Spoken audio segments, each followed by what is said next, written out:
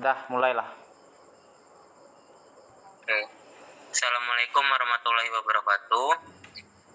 Selamat malam semuanya. Kami dari kelompok 2 akan mempresentasikan materi kami mengenai pertimbangan dan perencanaan pendidikan. Baiklah, langsung saja materi pertama akan dijelaskan oleh teman kita, yaitu RTS Putri Kiranti. Baiklah, Assalamualaikum warahmatullahi wabarakatuh. Saya RTS Putri Kiranti dengan NIM A1D5-19038. Di sini saya akan menjelaskan mengenai definisi perencanaan dan manajemen pendidikan. Menurut Manat 1999, manajemen pendidikan meliputi perencanaan, pelaksanaan, pengendalian, dan pengawasan mengenai sumber daya manusia, sumber belajar, kurikulum, dana, dan fasilitas untuk mencapai tujuan pendidikan secara efektif dan efisien. Selanjutnya, perencanaan berfungsi sebagai pemberi arah bagi terlaksananya aktivitas yang disusun secara komprehensif, sistematis, dan transparan. Sampai saat ini, pendidikan di Indonesia masih mengalami krisis besar karena perkembangan dan kebutuhan akan pendidikan tidak dapat terpenuhi oleh sumber-sumber yang tersedia. Untuk mengatasi permasalahan pendidikan secara komprehensif, Bang Hart dan Trull merekomendasikan beberapa hal yang harus dicermati dalam merencanakan pendidikan, diantaranya mengidentifikasi berbagai kebijakan terkait dengan sistem pendidikan, mengevaluasi dan mempertimbangkan berbagai alternatif metode pendidikan dan dalam kaitannya dengan masalah-masalah khusus pendidikan, mencermati masalah-masalah kritis yang memerlukan perhatian, penelitian, dan pengembangan, mengevaluasi keunggulan dan kelemahan sistem pendidikan yang ada, serta melaksanakan kajian terhadap sistem pendidikan dan komponen-komponennya. Selanjutnya, prinsip-prinsip umum perencanaan pendidikan. Prinsip-prinsip perencanaan pendidikan adalah sejumlah aktivitas yang harus dilakukan atau dipertimbangkan oleh para perencanaan ketika akan menyusun rencana pendidikan. Perencanaan pendidikan itu harus memperhitungkan prinsip-prinsip. Yang pertama adalah komprehensif, yaitu melihat masalah pendidikan sebagai keseluruhan. Setiap aspek pendidikan harus mendapatkan perhatian sewajarnya baik formal maupun non-formal. Yang kedua adalah integral, yaitu perencanaan pendidikan harus diintegrasikan ke dalam perencanaan yang menyeluruh. Selanjutnya efisien, yaitu biaya yang terbatas harus diusahakan seefisien mungkin dalam penggunaannya dan fokus dalam pengelolaannya. Kemudian interdisipliner, yaitu harus mencakup berbagai bidang ilmu pengetahuan. Kemudian fleksibel, yaitu tidak kaku tetapi dinamis dan responsif terhadap tuntutan masyarakat terhadap pendidikan. Kemudian objektif rasional, yaitu untuk kepentingan umum bukan untuk kepentingan subjektif sekelompok masyarakat saja. Selanjutnya, kelengkapan dan keakuratan data, yaitu perencanaan harus disusun berdasarkan data dan informasi yang lengkap dan akurat. Dan yang terakhir adalah continue, yaitu perencanaan pendidikan itu harus memperhatikan aspek keberlangsungan strategi yang dipilih untuk menyelesaikan persoalan pendidikan. Demikianlah yang dapat saya sampaikan. Terima kasih, saya kembalikan kepada moderator. Baik, terima kasih kepada Saudari RTS Putri Kiranti. Materi selanjutnya akan dilanjutkan oleh teman saya, yaitu Ratu Ritsain. Kepada Ratu saya persilahkan.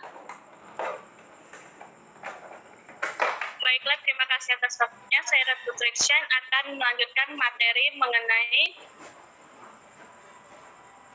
analisis pertimbangan dalam perencanaan pendidikan. Pertimbangan dalam perencanaan pendidikan antara lain yang pertama adalah kebutuhan sosial atau social demand approach, di mana menekankan pada tujuan pendidikan yang mengandung misi pembebasan, yakni pembebasan masyarakat dari kebodohan dan kemiskinan. Kemudian yang kedua adalah perencanaan ketenagakerjaan atau manpower planning approach, di mana menekankan pada kesesuaian atau relevansi antara lulusan atau output suatu pendidikan dan keperluan akan tenaga kerja di berbagai bidang. Implementasinya tertuang dalam kebijakan link and match atau kurikulum berbasis kompetensi maupun penerapan konsep life skill dan sejenisnya. Kemudian yang ketiga adalah untung rugi dalam perencanaan pendidikan atau rate of return approach, yang dimana menekankan pada analisis untung rugi yang lebih bersifat ekonomis dan berlandaskan pada konsep investasi sumber daya manusia. Kemudian bentuk-bentuk perencanaan pendidikan. Yang pertama adalah ditinjau dari segi waktu.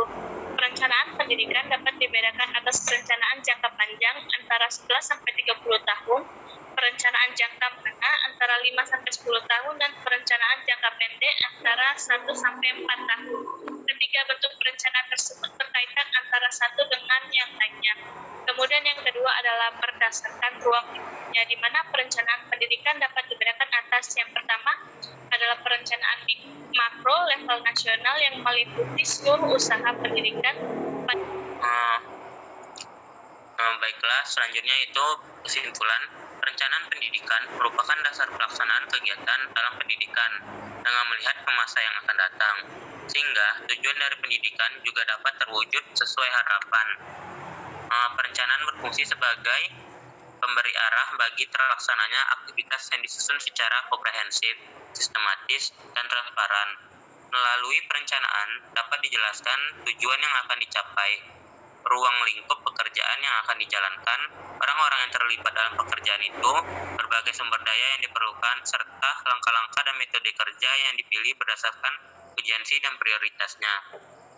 Baiklah, itu saja yang dapat kami presentasikan. Selanjutnya, kami akan membuka sesi pertanyaan. Kepada teman-teman yang ingin bertanya, saya persilahkan. Saya Andi Dwi Fitrianti. Saya Andi.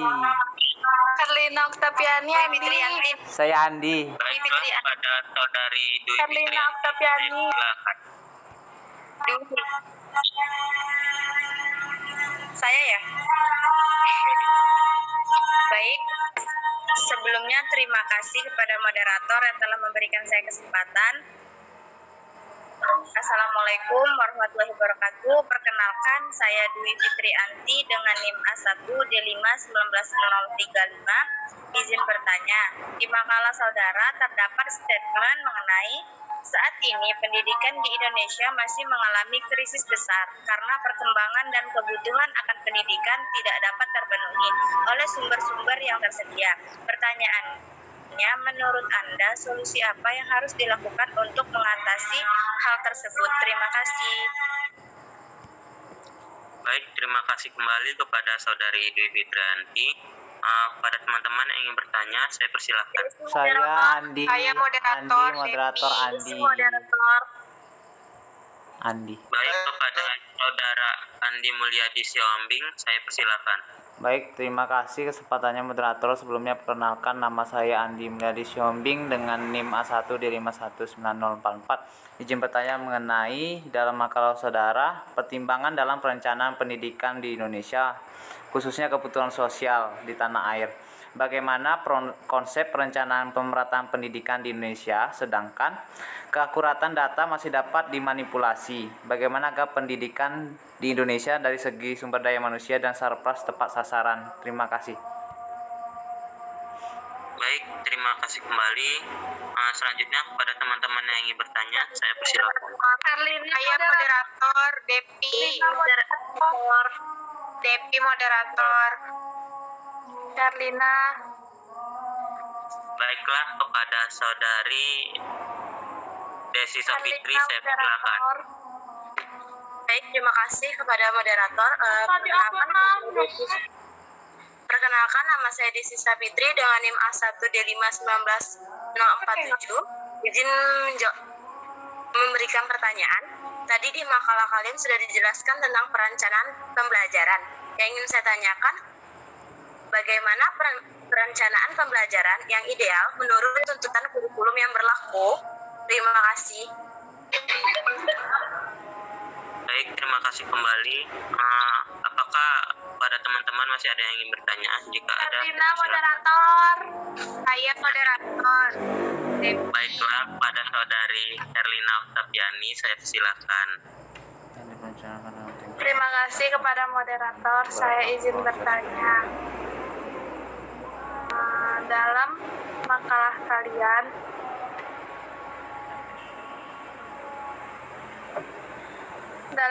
kalian, menjelaskan permasalahan pendidikan yang ingin saya tanyakan. Saya kan mengajar di SD yang 3T.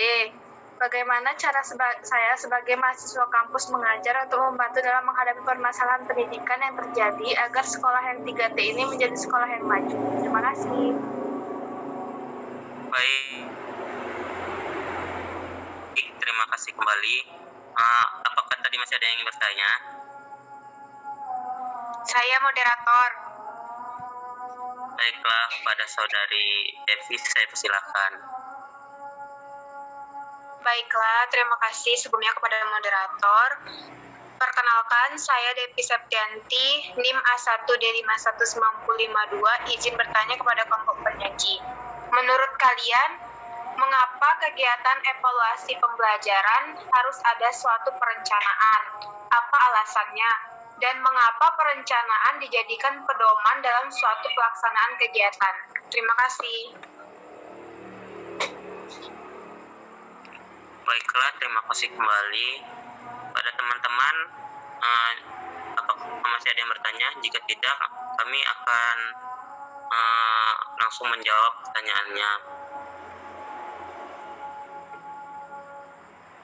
Baiklah, langsung saja pertanyaan pertama akan dijawab oleh saudara Ratu, yaitu pertanyaan dari Herlina Oktaviani. Kepada Ratu saya persilakan. Baiklah, terima kasih atas waktunya. Saya Ratu Chan, izin menjawab pertanyaan dari saudari Herlina, di mana pertanyaannya bagaimana cara saya sebagai mahasiswa kampus mengajar untuk membantu dalam menghadapi permasalahan pendidikan yang terjadi agar sekolah yang 3T ini menjadi sekolah yang maju. Menurut kelompok saya, bisa dengan melakukan langkah-langkah yang pertama seperti mengidentifikasi berbagai kebijakan terkait dengan sistem pendidikan.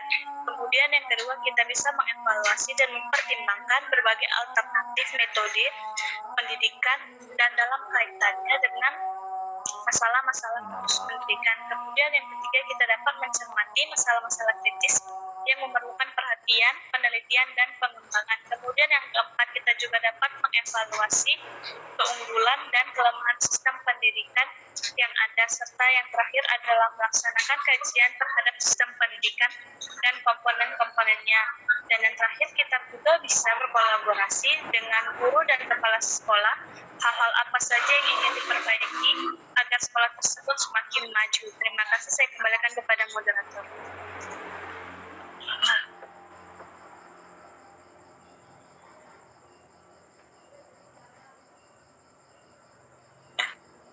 Baiklah, terima kasih kepada saudari Ratu atas jawabannya. Kepada saudari Herlina, apakah sudah dapat memahami jawabannya? Sebelumnya terima kasih kepada saudari Ratu yang sudah menjelaskan. Saya izin bertanya sedikit lagi.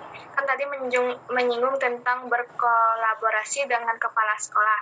Nah, bagaimana jika kepala sekolah yang seperti tempat saya mengajar tidak royal dalam uang dan untuk melakukan perbaikan segala macamnya butuh uang.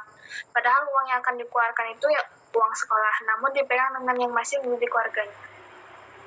Menurut pendapat Anda bagaimana demikian? Baik, terima kasih atas pertanyaannya lagi saudari Herlina. Kepada Ratu saya persilakan.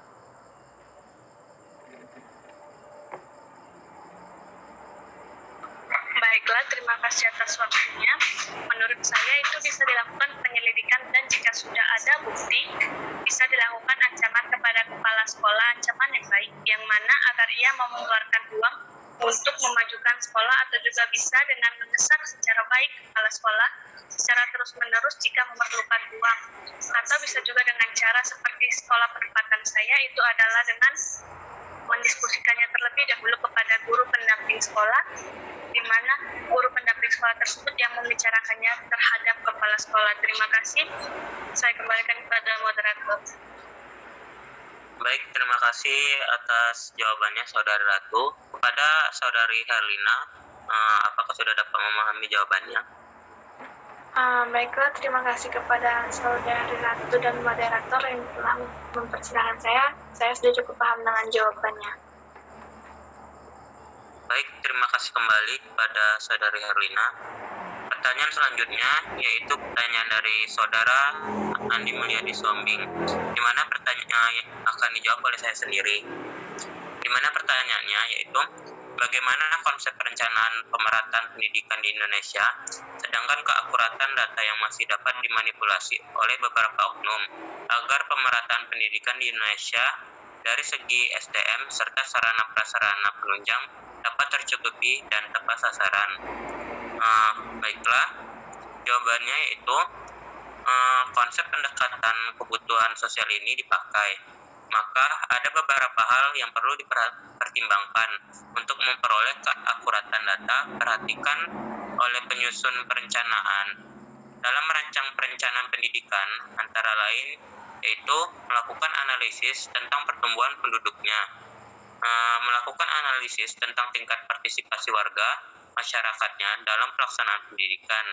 Misalnya itu melakukan analisis persentase penduduk yang berpendidikan dan yang tidak berpendidikan yang dapat memberikan kontribusi dalam peningkatan layanan pendidikan di setiap satuan pendidikan, dan melakukan update secara berkala, melakukan analisis tentang dinamika atau gerak serta peserta didik dari sekolah tingkat dasar sampai perguruan tinggi, sehingga dapat menunjang sesuai kebutuhan mereka di lapangan berdasarkan data yang diperoleh. Baiklah, pada Saudara Andi Mulyadi, apakah dapat memahami jawaban dari saya? Baik, terima kasih sebelumnya atas jawabannya. Jadi perlunya analisis data untuk update dari aplikasi perencanaan pendidikan tersebut. Namun ada yang ingin saya tanyakan kembali, bagaimana proses penyesuaian antara program yang direncanakan dengan tingkat mobilitas yang dilakukan dengan beberapa program pendidikan yang sudah direncanakan? Terima kasih. Baiklah, terima kasih atas pertanyaannya lagi. Jawabannya itu, metode untuk menghimpun setiap sumber-sumber yang dimiliki oleh individu itu biasanya dilakukan oleh masyarakat melalui tabungan dan sumbangan sukarela dengan tujuan untuk menciptakan modal sosial. Hal ini didasari oleh suatu pandangan bahwa setiap orang memiliki sumber daya yang dapat diberikan, dan jika sumber-sumber ini dihimpun, maka nantinya akan dapat meningkatkan kehidupan sosial ekonomi masyarakat secara substansial. Pengembangan sistem penghimpunan, pengalokasian, dan penggunaan sumber-sumber ini perlu dilakukan secara cermat, sehingga seluruh anggota masyarakat memiliki kesempatan yang sama, dan hal ini dapat menjamin kepemilikan dan pengelolaan secara berkelanjutan. Bagaimana jawabannya pada Saudara Andi Mulyadi? Apakah sudah dapat dipahami? Baik, terima kasih Saudara Andi atas jawabannya, saya sudah cukup memahami. Baik, terima kasih kembali. Baiklah, pertanyaan selanjutnya itu pertanyaan dari Saudari Desi yang akan dijawab oleh teman saya, Saudari RTS Putri. Pada Putri, saya persilakan.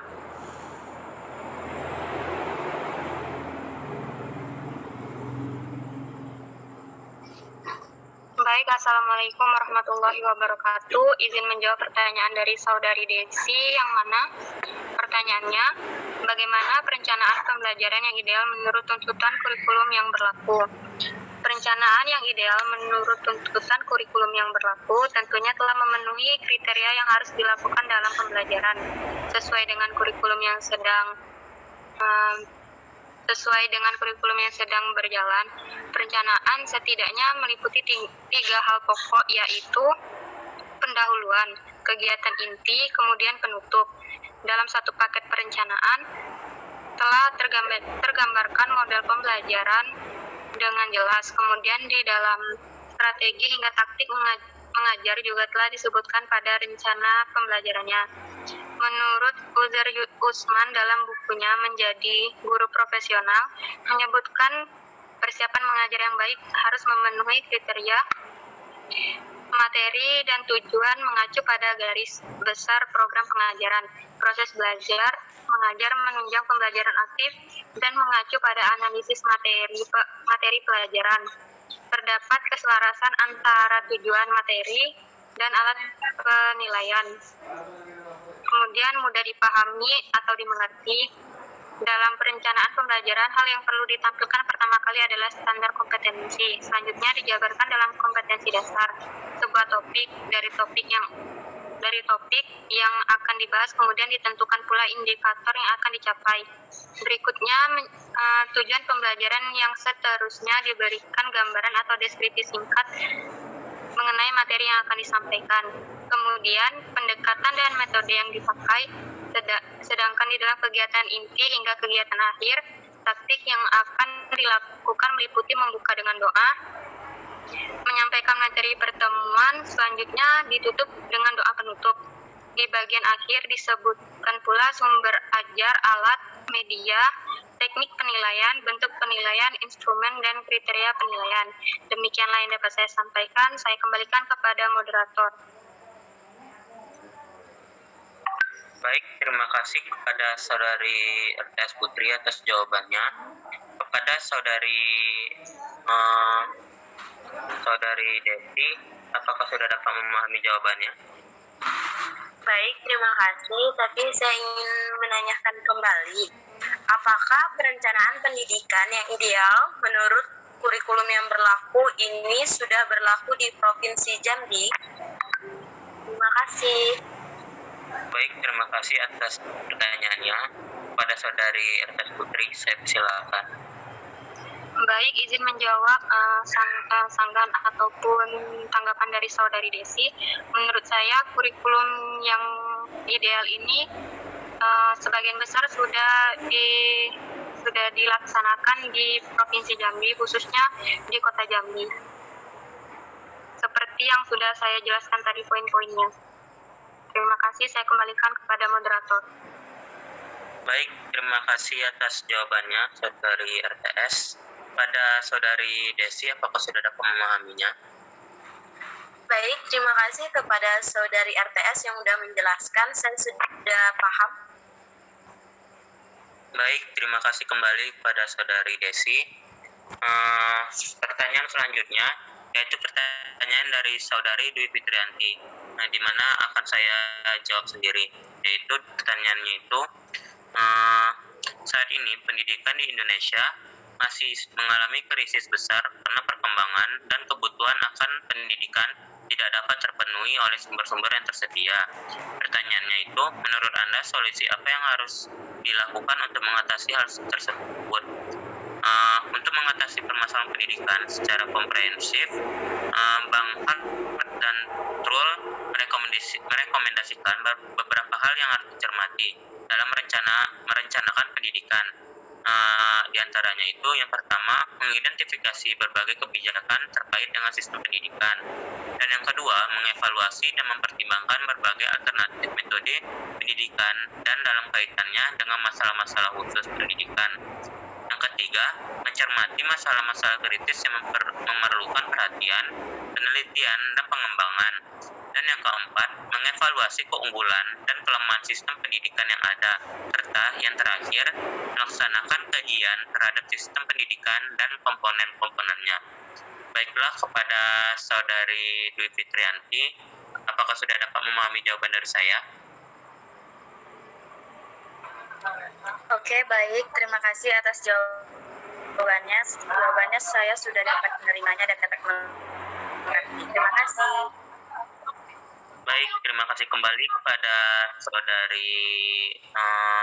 Saudari Dwi atas pertanyaannya. Dan selanjutnya pertanyaan dari Saudari Devi yang akan dijawab oleh Saudari RTS Putri. Kepada Putri, saya persilahkan. Baik, izin menjawab pertanyaan dari Saudari Devi, yang mana pertanyaannya, mengapa kegiatan evaluasi pembelajaran harus ada suatu perencanaan? Apa alasannya dan mengapa perencanaan dijadikan pedoman dalam suatu pelaksanaan kegiatan? Dalam melaksanakan suatu kegiatan tentunya harus sesuai dengan apa yang direncanakan. Hal ini dimaksudkan agar hasil yang diperoleh dapat lebih maksimal. Oleh sebab itu, kita harus dapat membuat perencanaan dengan baik, tidak terkecuali dalam kegiatan evaluasi. Langkah pertama yang perlu dilakukan dalam kegiatan evaluasi adalah membuat perencanaan. Perencanaan ini penting karena akan mempengaruhi langkah-langkah selanjutnya, bahkan mempengaruhi keefektifan prosedur evaluasi secara menyeluruh. Selanjutnya, mengapa perencanaan dijadikan pedoman dalam suatu kegiatan? Hal ini dikarenakan di dalam perencanaan terdapat rincian kegiatan yang akan dilaksanakan, terdapat rumusan tujuan, pemilihan program, dan pengembangan sumber daya sehingga menjadi landasan dan memberikan arah dalam usaha proses pendidikan. Demikianlah jawaban yang dapat saya berikan. Saya kembalikan kepada moderator. Baik, terima kasih kepada Saudari RTS Putri atas jawabannya. Kepada Saudari Devi, apakah sudah dapat memahami jawabannya?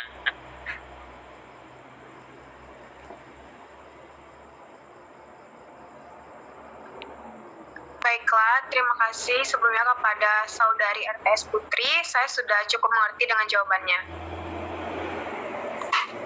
Baik, terima kasih kembali. Itu saja materi diskusi dari kelompok kami. Lebih dan kurangnya kami mohon maaf. Terima kasih dan wassalamualaikum warahmatullahi wabarakatuh.